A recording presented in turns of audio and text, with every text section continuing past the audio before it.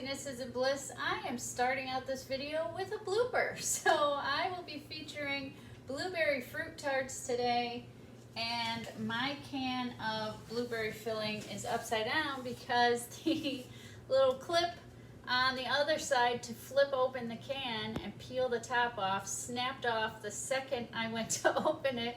So there's a small opening on the bottom.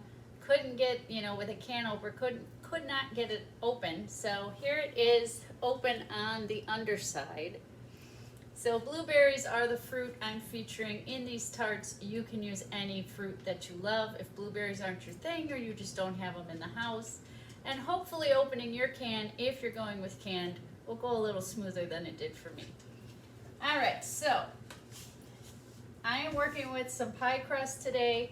I have featured these in other videos. They're very versatile. I've used them for calzones. I've used them for, lots of other recipes, and they really come in handy. So my tip to you when you're working with the pie crust, let them warm up to room temperature. They will unroll a whole lot easier for you. They will not tear when they're unrolling if they are at room temperature. So here's one, all unrolled. And what we want to do is you want to get a glass. It can be a cup, plastic, whatever. The one that you have in your house that has the largest opening on it, because that's going to be what we push down into our crust and creates our tart. So the larger circumference you use, the larger your tart will be.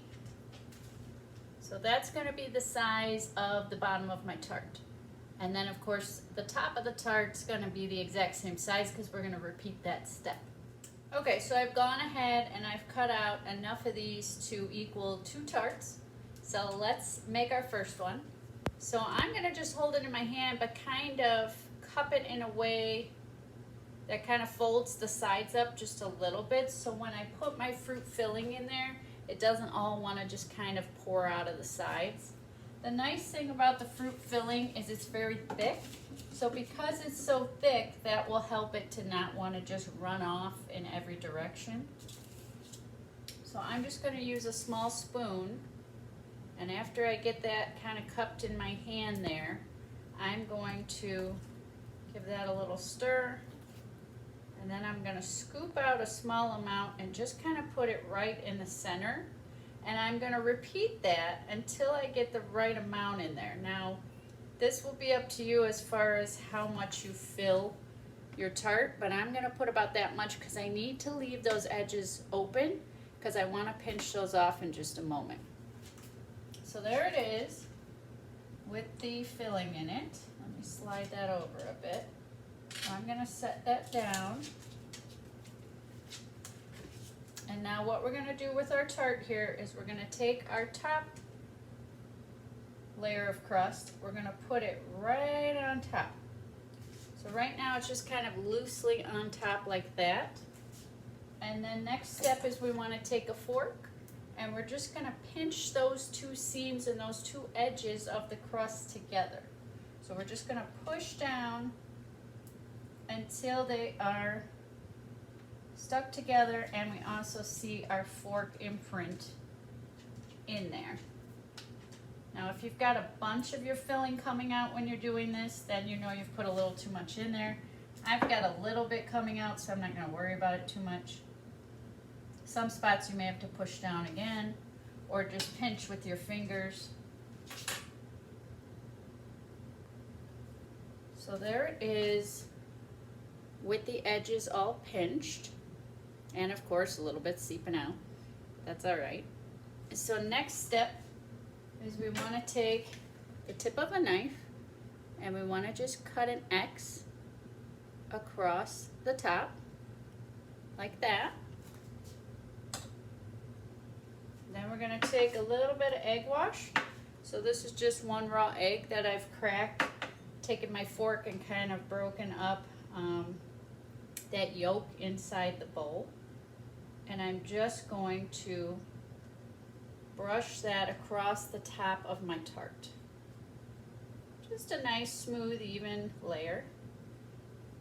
And then on top of that egg yolk or that egg wash, I'm just gonna sprinkle some cinnamon. Now if you don't have cinnamon, you can go with nutmeg. You can go with anything that kind of is in that similar flavoring.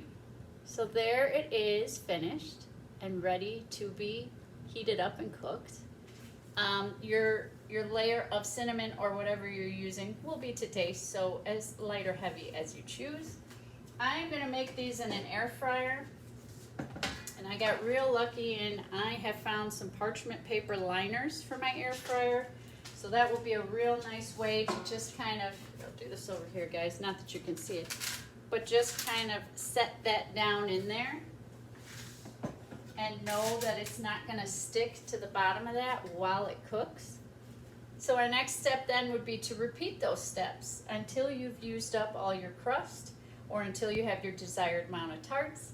Set them in there or put them in the oven. So we're gonna cook them about 350 degrees for anywhere between 12 to 15 minutes. I will see you then. All done, out of the air fryer. How delicious does that look?